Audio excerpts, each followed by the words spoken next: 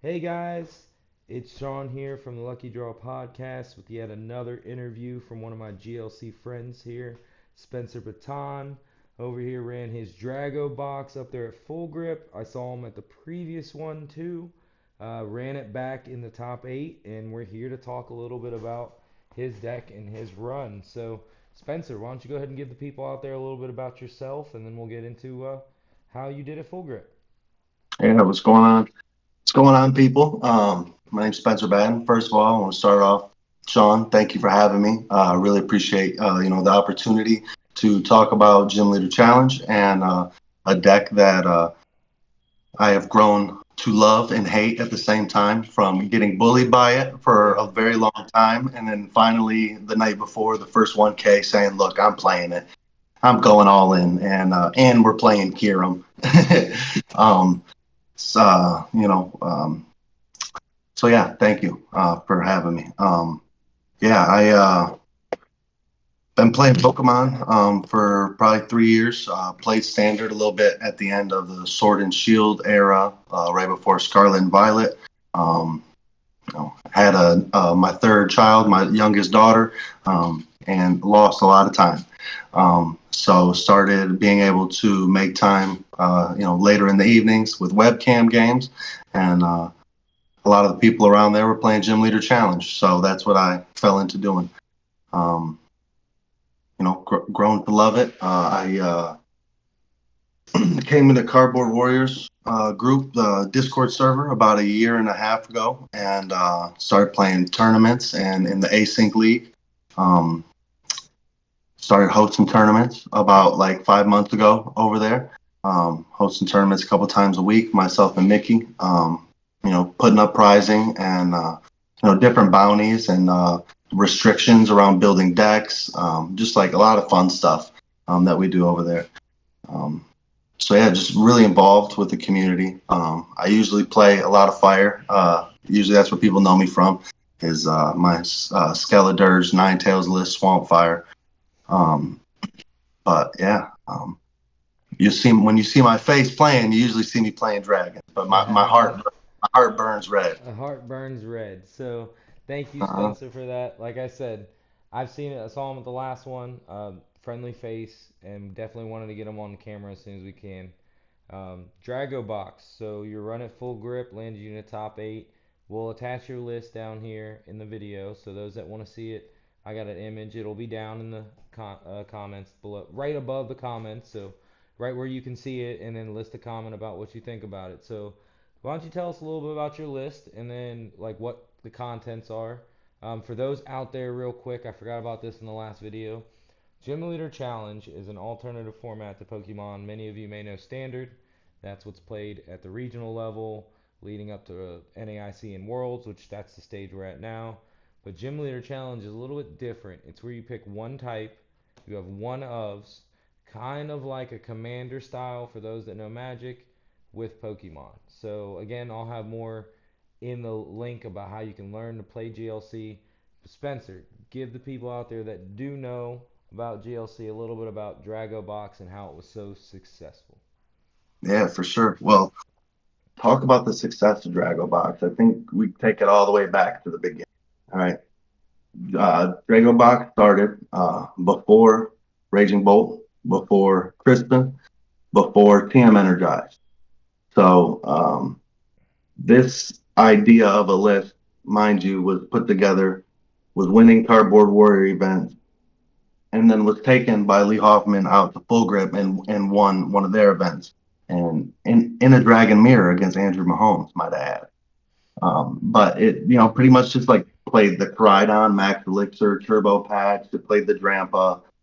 It ran only five at that time. So it was the Koridon, the Drampa, Shining Arcana, that also has the Dragon Claw, which we'll get to that. Keep that note, Dragon Claw. Mm-hmm. So you got the Drampa with Shining Arcana. You got Druddigan, which is, I think, the most bomb diddly unctuous revenge attacker in GLC. Super low maintenance, two energies, get it out with Clara. You know what I mean? Run it back to back. Just revenge itself, for the last three prizes. Um, runs Reggie Drago, which was super big back then, because that was besides Restaurant was the only other ability that we were using. Because yeah, this was also before Tatsugiri, um, and the deck was just like a run hot deck, battle compressor, just like a bunch of like crazy items, Pokestop, just crazy stuff. And then Raging Bolt came out, right? And with Raging Bolt, there started to become like wow, I can just Boom. sit back Yeah. and yeah, and just command the game. Like just sit back and throw haymakers to your most Anybody. important guys. Yeah, to anybody really, but to your most important guys, right? Like if you think about like so many types, of when Raging Bolt came out, right? Like Cleffa was seeing a lot of play. Um, who else was seeing a lot of play? Alolan Vulpix, Alolan Basculin. I think more Alolan Basculin. But yeah, like just like basic Pokemon, right? That you're throwing in the active, you're getting one or two things set up, and Cleffa, you're filling your hand. Comfy, you're doing some things, setting up your bench. Raging Bolt doesn't allow you to do that. It puts the wrench in the gears of your opponent and just says like play the game without it, Yeah, I and can attest to that. Like, it made me change my list a little bit. I had to, with the inclusion of Shaman in my grass list, I had to play Shaman and was ready for any dragons to put up the Raging Bolt. I yeah, fortunately didn't see any, so I didn't really need the Shaman. But yeah, I mean, I saw that in the first full grip challenge, played a couple dragons and put down my Grookey, put down my Bulbasaur. Next thing you know, I'm like, Kapop, what do you mean they're done? I'm like, oh, what do you mean they're done? I'm like, I didn't even get a chance to do anything. So yeah. it was Let me tell you definitely what, tough. you guys get that Rillaboom up, or yeah, you guys get the Rillaboom up, and it's game over. No, And the and coolest they thing know that. about that matchup is you snipe the Grookey, you snipe the Thwacky, then their Torterra attacks for less damage. So Yeah, it, mine's a little there's route. different. It gets a little bulky, so that trying to take out makes it harder. But Raging Yep, Bolt doesn't make it any easier, is what my point was, because one energy bumps that up for 30 more damage, and yep, Kricketune and Charms and Capes can only do so much. But yeah, for also, you sure. said the introduction of Crispin changed the Drago box, so Oh my I goodness, saw because it firsthand. So I want to hear it from a Dragon Box player themselves. Crispin, how important? um, so I mean the lines are just ridiculous. Um, So Turbo Blade Restoran, right? When it's in the active position, you can attach a fire energy from your hand once during your turn, Hmm. right? So Crispin, go get a fire energy and a grass energy. With Crispin, you attach a grass energy to your Regidrago, Turbo Blaze to the Regidrago, then attach Return to the Regidrago, and that's like a three energy attacker. That's as big as we gotta go. Yep. And like that's just like another card that like Guz Mahala, and sometimes Chorus Tenacity can do similar things. Um, it's just another way of what a good energy acceleration play can look like. Yeah. And the more of those that you have, the redundancy of that CRC that you have in your deck, um, it adds up and it pays out. No, I agree with that. It's very similar to, again, back to the Rillaboom attachment for turn, Rillaboom, Raihan attachment for turn. I can get three or four energies. I don't think it's possible for me to get five, but if I've got four energies and Venusaur out, I mean, we're smacking for whatever damage we need to plow through anything. So, I mean, I definitely understand the importance of that. So, I mean, seeing Crispin see so much play and I saw Crispin used pal padded or not pal padded, but versus secret back to use Hmm. again. It's so powerful. Yeah, and I think with the Crispin and it answers this is something we talked about right before we started this. The one of the most one of the oddest things about piloting a dragon list is the all the different energy costs. Hmm. And it's like Crispin was made for it, right? Well, thinking back to kindergarten, like that's what the thought that popped in my head when we talked about it earlier. It's matching colors. I mean, when I Yeah. play grass, I don't even have to worry about it. It's like, do I Mhm. have an energy or not? I don't have to worry. Is it the right energy? That doesn't even matter to me. Other decks, it's the same thing. But when you play dragon, that's the one type that normally has. I mean, that's pretty much a prereq of dragon. Correct me if I'm wrong. I've never seen a dragon card that its main attack or its only attack doesn't have a mix of energy. It may have a colorless attack, Right. Yeah. Let's but Shining Arcana Grandpa. exactly, but it doesn't. Whatever main attack it has is a combination of whatever to make that dragon. And that's always Right. been a part of the Pokemon game. Yeah. And Shining Arcana Grandpa in itself, right? It attack is for three colorless energy, and it hits for 70 damage. And it says if this Pokemon has more than one kind of basic energy on it, it hits for 70 more damage. So Yeah, it's like, yeah, it's that's what it's asking all for it anyways. And Drampa's literally just being like, "Hey, put whatever you want on me. We're gonna be smacking them ahead of you." about. Jump on my back, Lapras. Yeah. All right. So with that, let's talk about the run leading you in the top eight. Again, what was we talked about it beforehand. We don't necessarily need to go through the whole thing, but what match stands out to you the most? Hardest Yeah. match, most important match. Which one I'm stands not out gonna lie to you the to most? you. We tested the whole 2 months. I mean, I got back from the 1K and I said, okay, you did good. Let's do it again. Mm-hmm.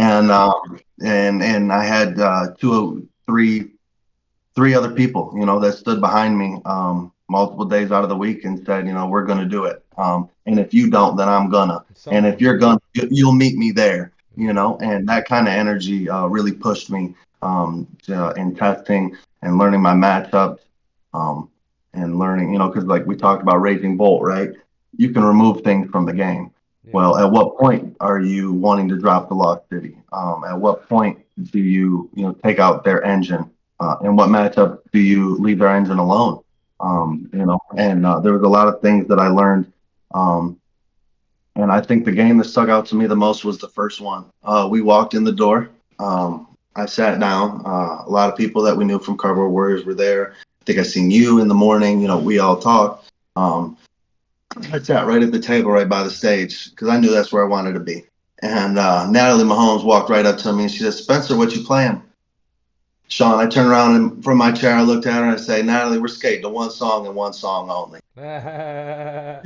But it is, and she just laughed and she was ready. And the next thing she said to me is, "How do I pronounce your last name?" And Yeah. That's when you you know, knew. yeah, that's when I knew I was going on stream. And as excited and ready as I was, I got a little nervous, because it's like we're just getting there. We're just waking up. Let me get at least a game in. Right?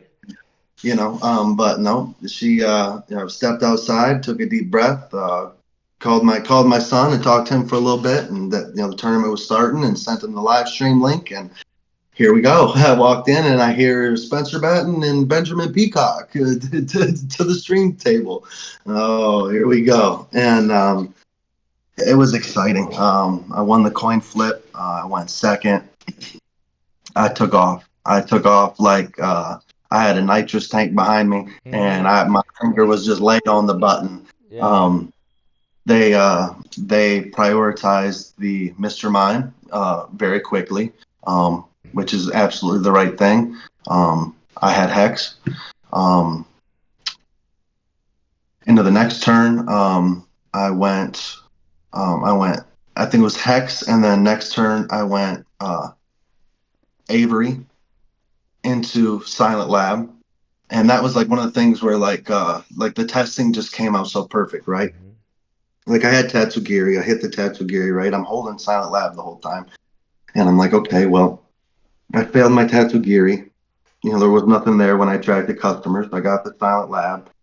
Do I move into my play, and then like do I hit the lab, retreat and then draw? I'm like, absolutely not. This is a simple sequencing thing that at the 1K I wouldn't have known Mm-hmm. because like I picked up the deck and was like ready to go. But this like at that point, like I was like, okay, I've done this 30 times in the last month and a half.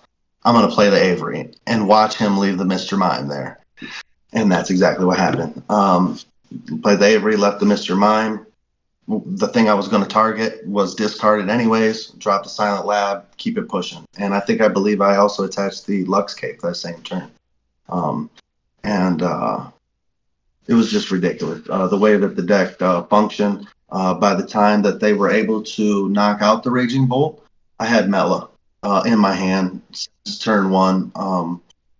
And I was able to Mela, fill my hand back up, drew into Lost City. Lost City, the Iron Boulder. Um, Alright, that it card. was We it had was talks about that one earlier. egregious. Oh my That's the only gosh. word I can fit for it. It was just egregious the way that the cards fell. Oh, Blessed, blessed. I wrote that on every single match ticket all day long. Just blessed the way that my day went. awesome. So, leading into that, how did it compare to your last run? So, with 1K, you were top 8 running fire, right? And then now you're running dragon. Was that what I gathered that correctly? I was running Dragon both times. Both times. I was wrong with that. You just said you usually run fire. Yeah, I do usually run fire. Okay. I and side talking here, but I almost played First Kiss, which was the deck that Andrew was talking about on stream. I almost played that to the 1K, but it did not have a good matchup into colorless at the time. So the night before, I just decided we're boxing it out. Okay. And then obviously this is the one match that is probably sticking most with you, the top 8 match, the one that you didn't continue with. I know it hurts, but we everybody wants to hear about it. Let's No, hear for sure. what happened and what went through your mind during that. So leading into the top eight, I some stressful situations, some personal things, and end up having to replace some cards, and got a little stressful for me.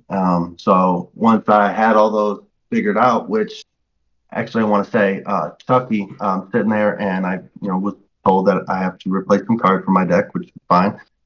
Chucky reaches in his backpack, like, I've got your 1K list right here. Like, I was gonna play it. Do you need anything? And I'm like, dude, like, I'd kiss you right now if you were be okay with it. Yeah. And so yeah, I he gave me some cards, and you know was able to to forego my run. And so they released these standings, and who they get paired into? Chucky. And so we get into our game, and I'm getting my head together, and I feel like I'm pulling myself together. I'm a lot calmer going into it.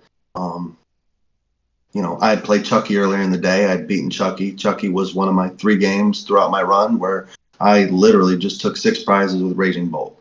Um, there was not a lot of Manaphy in the room. There was not a lot of, very few Mr. Mime in the room that I had seen from the Psychic players. So, yeah, Raging Bolt was able to do his thing. Um, game one, Chucky went second. He was able to get his board established, get the Frigibax out, get the Sobble out. He was running the Alolan Bolt pick over the Hisuian Basculin, so no Basculin, so he was getting things to hand. Yeah. Um, yeah, he was able to kind of get a pretty good start to the game. We all know the water line, Drizzile for Irida, and then just everything's moving. Hmm. Hold on, and you know Ride the wave, buddy. for sure, yeah, you either grab your surfboard or or ride the wave. Yeah, right. Grab your surfboard or you're going under, Yeah. and I wasn't looking to go under. No. So yeah, so we yeah, he got a pretty good start set up. Got into I had a really slow start. Um, wasn't able really to get anything. By the time he had gotten 2 prizes, I'd taken one. He took another. The other prize that he took was a Gus. And I wasn't looking. I looked at my top deck and I said, all right, let's go. Let's scrap this and on to the next one. Next one, my deck did what it was supposed to do. I didn't overextend, which we practiced a lot of, and I got into an early Raging Bolt and was able to start taking prizes. Was able to start lost sitting some targets, and control the game. And that was like literally 180 of how our first game went. I Yeah. took an early three prizes. By the time he took one, I lost to the Whalmer. He said, "Okay, we're done." Yeah. Scooped it up. Game three was probably I mean, we had 59 minutes, and we went to like not we didn't like go to time, but like we went to like I think there was like 5 minutes left on the clock. Bro, you guys had the ideal time for a GLC game in your game Mhm, yeah. three. So yeah, and we looked over. We said, "How much time?" They looked over. I was like, "You guys have more than enough time." I looked at him. I said, "We're gonna take this real slow, like and we did. We didn't like slow play or anything, but we definitely seen our lines, Yeah. and we had the comfortability to do that, right? So, we did that. When in Rome, do Roman things. Um, went back and forth. I was able to answer every time that he took a prize. Um, but he was able to initiate the prize race with the wishy-washy. I caught myself like turn after he took the first prize with the wishy-washy. I came up with the Tatsugiri, uh, attached water for turn, mellowed to it, and then filled my hand up. And I think I hit a max elixir on a bench target, and then attacked in the wishy-washy, and they flipped tails. So completely optimal, but like I was on my back feet. Like if that didn't work, that game would have been, I feel, a lot more one-sided. Um, and then yeah, like I said, I was able to respond back. I was able to train my Drudigans. I was able to get my Reggie Drago in there. At an ideal time when I was low on hand size. Um, he only played the one pool removal, so I usually tease that out and make you play your field blower on usually an air balloon and a Lux Cape. Well, guess what? I've got Floatstone and Whistle Yeah, Baton. the ones I really didn't want you to get rid of, now they're out Yeah, there. I get it. yeah, not out there. We did a lot of testing with EXP Share too, about getting that as one of the ones that we get to stick later in the game. Because a lot of people have been playing box since the 1K. It's been winning a ton all over the world, and everyone knows to hold your field blower for the Yeah. whistle baton because if you can make them not chain an attacker for a turn, maybe you can win Yeah. um, if they're running hot. Um, and yeah, so just got down towards. We both had two prizes remaining. I had rescue stretcher on the bolt. Was able to turbo blaze, Crispin for the correct energy. Um, came up with it. Or no, it wasn't. I apologize. It wasn't a Crispin. It was. I'd had two on him, and I just had the right energy, and I Guzma the target. There was Okay. 30 damage left on a Whalmer, and I just sniped the not the Whalmer, the Whale Lord. So I just sniped the Whale Lord for the 60 damage and knocked him out. Um, that being said, he was able to just come up into an Inteleon and hit me for the 120. And that was my misplay right there, Sean. Is I preemptively dropped the Lux Cape on my Raging Bolt, Yes. not even thinking that unless because at the same turn I field blowered away the Brooklet Hill. Yep. So the Brooklet Hill's gone. Wishy Washy's not on the board. You've got Drizzile or Inteleon with one energy, so you're not shady dealings. I should have held the field blower, or not Yeah. field blower. I should have held the Lux Cape. If I hold the Lux Cape, I absorb the hit from that. I take another knockout with it, and then I'm able to take a free turn of attaching to a Druddigan or a Drago or a Drampa or whatever. Mm-hmm. Uh, so yeah, misplayed there. And after when he attacked with the Inteleon, I knew I misplayed. I had uh, I had two prizes left to take, which I was able to take the one prize. Um, and with just like an easy snipe with the bolt, right? Like your 90 HP Frost Moss sitting there. Yeah. Okay, so bam. And then yeah, I just No, like a I one understand ball, completely. I mean, Lux Cape one. is one of those cards. For those out there that don't necessarily know, Luxurious Cape adds HP to your Pokemon, 100 HP, but also makes it a two prizer in what is a single tin format. So almost everything is just one prize. Getting down to that 2 to 2 prize count, that Lux Cape becomes very, very dangerous on the field. There's been times I play it. I definitely play it in my bulky grass. I usually play it early with the idea of I'm either going to scoop it up or I'm going to field blower my own cape off. Even if that knocks out my Pokemon, I'd rather give the one than the two because right there you get checkmate in that end of the game because now they take two prizes. You know what I'm saying? Right. Yeah, no, I hear you.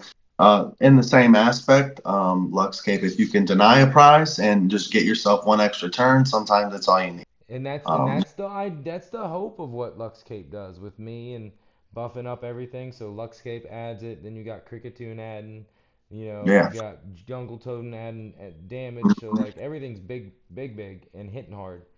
So now I understand it. But no, so unfortunately I get that we lost there in the top eight, but it's valiant effort, and I do want to applaud you for it, man. Two top very eights. proud of myself. I Yeah. appreciate it. Thank you So very now much. moving on to our next topic, we kind of talked about this before we started recording, and hopefully we can find that same vibe we did. But my man, what brings you to GLC? Like for my example is I get to play Grookey, one of my favorite Pokemon. Period. It's not really prevalent in standard, really hasn't been. I mean, you got the Diplinth wacky thing, but it's not great. And then also I get to look at a lot of old cards. It's kind of like my treasure hunt at regionals. Instead of me buying all the plushies and all the cool stuff from Japan, I can go to the stands and like have a list of cards that I'm searching for and see if they have them. And if they do, they do. If they don't, I'm on to the next one. So what's your reason behind GLC? When I was playing standard and UV Max was running everywhere, you go to a locals, you see the same six decks in the room, VMAX and Charizard EX. Everyone was playing the same stuff. Got into, with the webcam games, like I said earlier, got into webcam games and started, start off just jumping into webcam channels, watching the games, just microphone on mute, just enjoying some content. Is how I looked at it. And learned the format and, jumped on Cardboard Warriors, started seeing the decks. And I'm like, okay, well, this is how Fire's played. This is how Water's played. Well, what, like, I didn't see a lot of, like, just like difference. You know what I mean? Like, I think, like, when I got into GLC, like, there were, like, a couple different ways to play each type, right? Yeah. I think we're at a point now, like, where, like, Psychic has, like, what, like, probably, like, 15 different decks that you can play with So Psychic. Psychic is most definitely one that has so many different variants, I guess. In this Mhm. multiverse world we live in, we can call them variants. I mean, and For we're sure. in comparison, I can think of grass, which has two popular variants. I mean, you Right, right. got the control But grass and the big grass. yeah. There's the Eggmail, there's the Rillaboom, there's the spice that was the fastest grass in the West, the Oh, JD's okay. Okay, so spicy. maybe there's one I haven't seen yet, but There's the double hit grass has made its way through the CBW server. It's like with the jump bluff and stuff. And sounds then like there's some Mickey, more research I need to do then. yeah. Jump on that Cardboard But Warriors no, and yeah, look for at those sure. badges. Yeah, I do need to get the badges. That'd be something to cool show off on the show as well. But yeah, back to what brought you into GLC. You were talking about camaraderie earlier, and that's the kind of vibe I was looking to find. Like, I know some people out there are kind of hesitant to jump into GLC. A lot of people look at it as a price wall because some of the cards can be expensive. If you choose to play that version of the card, yeah. But there are Right. versions that are cheap. So from that aspect and what it's brought you, bringing in with the people, like I said, you were telling me from Yeah, yeah. 11 a.m. to 11 a.m. in the morning to 1 a.m. at night, you guys are Uh-huh. popping on. It reminds me a lot of what we've done over the past 2 years here in West Virginia with our small group and how we've grown. So I think the people out there want to hear that from you as well. Yeah, for sure. With GLC, the monotype, you play one type and you pick a type, right? Well, now you see yourself as, for me, I picked fire, right? So I seen myself as a fire gym leader when I played the game and when I approached the game, right? Well, I don't want to just be the fire gym leader that you beat the first badge. Hmm. No, I'm the eighth badge. Maybe even the first one in the Elite Four is where I Right. wanted to. Along that path of becoming that player, that person, maybe finding that technology within the cards. Um, I met some very like-minded people. Um, Lee Hoffman, Ghouls, Baba. Um, Logan Davis. Those are just just a few names that I can just spit off at the top of my head. That I have played with as of recently, just preparing for these tournaments. But all like-minded people that are like brewers through and through, have been for many years. Enjoy deck building. Enjoy same thing as me.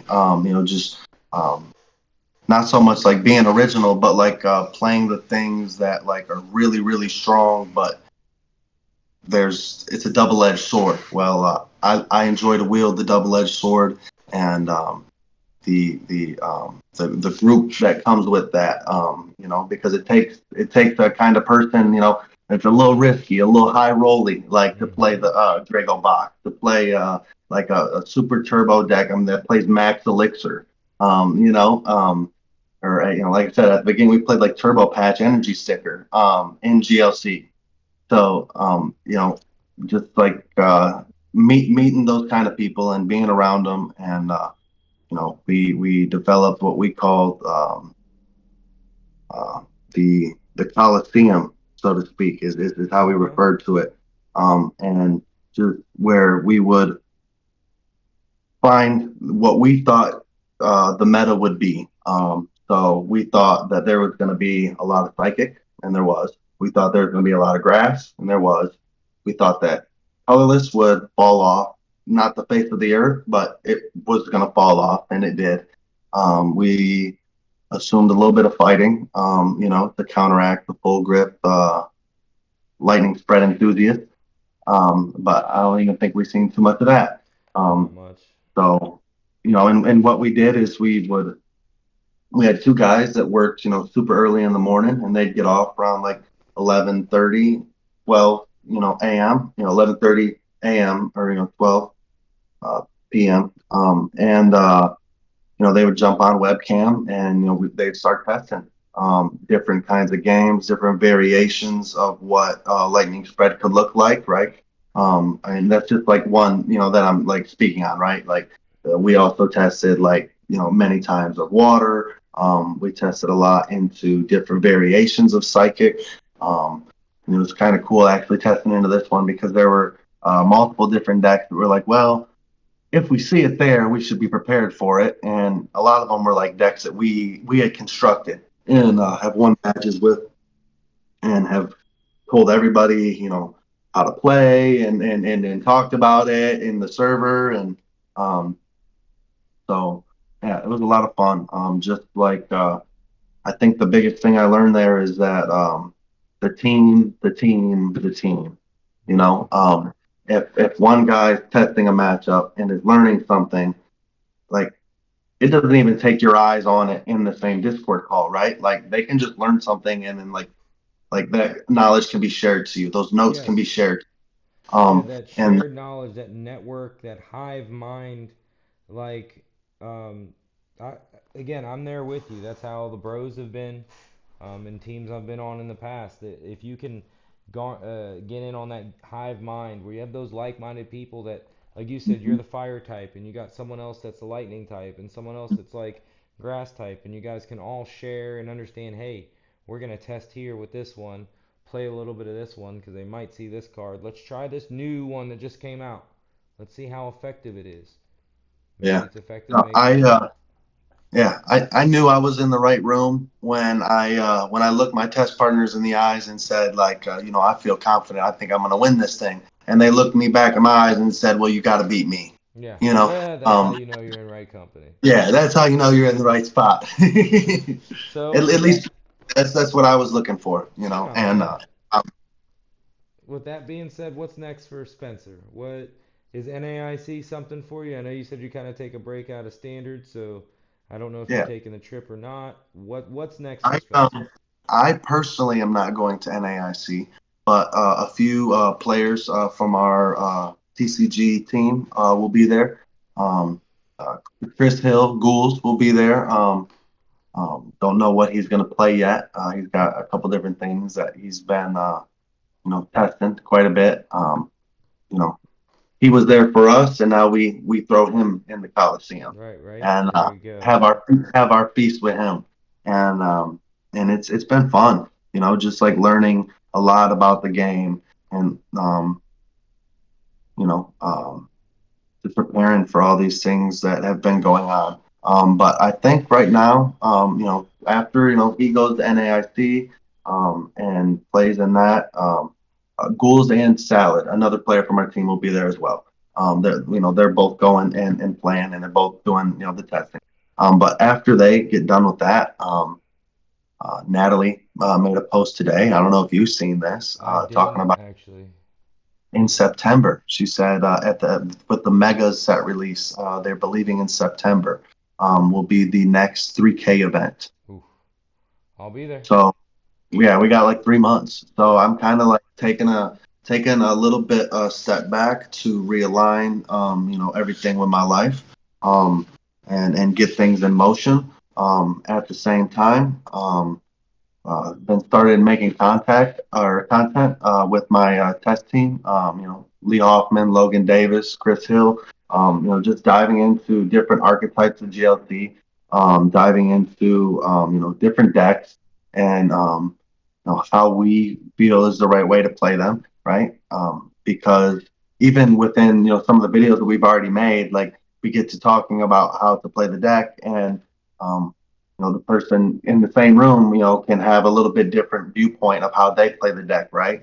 And Exactly.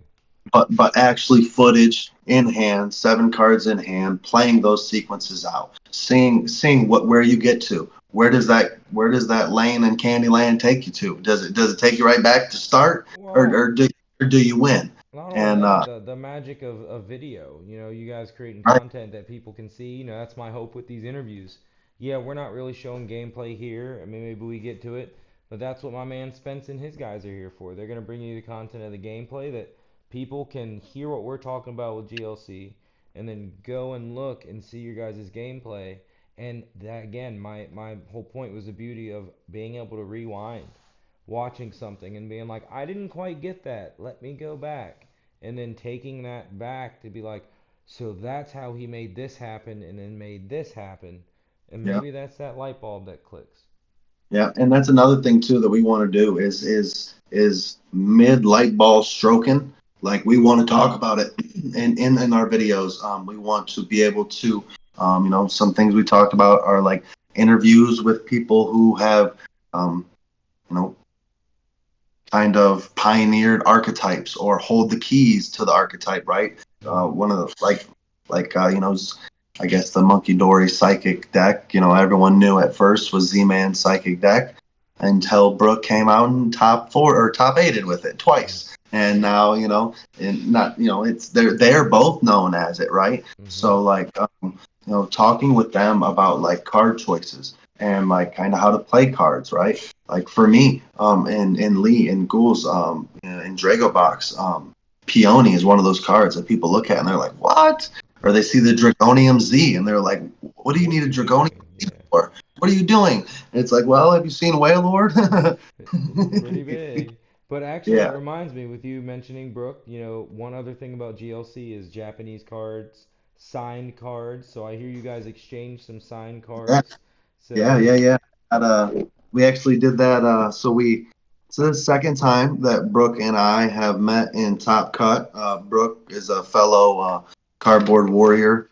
Um, it's the second time that we've met in Top Cut and, had an opportunity to talk and, get to know each other and hang out between games and, yeah. just enjoy the scenery and kind of like, share how we felt about other games while we sat there and watched them together. But, this time for the game, I walked outside and ironically, you guys were sitting there talking. I Yeah. walked up and said, "Hey, I hate to interrupt you, but, can we ID?" Yeah, no, I distinctly remember that, and that's what spurred this whole interview. And it's crazy to see that you two still did exactly what you planned to do, got to where you were, and and like I said, exchanging signed cards is something that's cool as all could be, and you get to play with that card because that's what GLC's like. You know, as of right now, it's not a official format, so stores have the right to kind of run the games how they want. Full Grip is one of those ones that allow Japanese cards and signed cards. So let's Heck see yeah. it. So yeah, here's the Iono that she'd signed for me. There it is, Nice Iono. And then I got a Crispin. Crispin. That's And pretty then cool. I got a Tulip for her, but that's already in Curse Kits and Uh, it's already tucked away. Nice. Well, that's really all I had for you guys today. If there's anything else you got to add, Spencer, now's the time. No, I just looking forward to the journey to the next event.